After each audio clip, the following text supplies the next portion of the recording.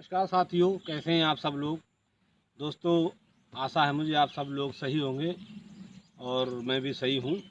दोस्तों, मैं आज अपनी ससुराल जा रहा हूँ। तो ये गाड़ी है मेरे साथ, इस गाड़ी से ही मैं जा रहा हूँ और ये गांव को जाने की रास्ता है। तो अभी मैं रास्ते में हूँ, थोड़ी देर में पहुँच जाऊँगा।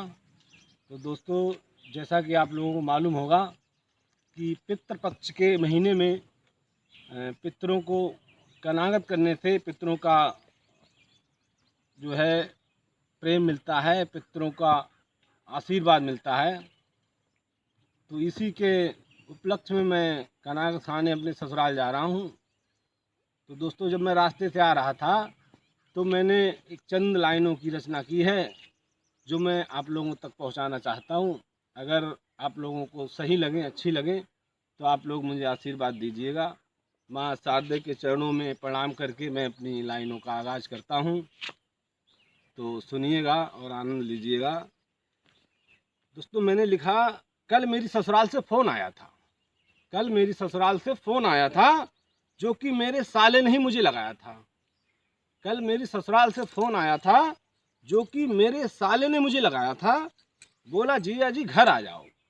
बोला, जीजा जी घर आ जाओ, कनागत कर रहे हैं, आके खा जाओ। इतना सुनते ही मैं झुंझुलाया। इतना सुनते ही मैं झुलझुलाया, फ़ोन पे ही उसको खूब सुनाया। इतना सुनते ही मैं झुंझुलाया, फ़ोन पे ही उसको खूब सुनाया। मैंने कहा, कनागत तो पिछली बार भी आया था। मैंने कहा, कनागत तो पिछली बार भी आया था, तब तो मुझे नहीं बताया था, क्योंकि पिछली बार मुझे नहीं बताया, ना मैं गया था। तो मैंने कहा कि कनागत तो पिछली बार भी आया था, तब तो मुझे नहीं बताया था।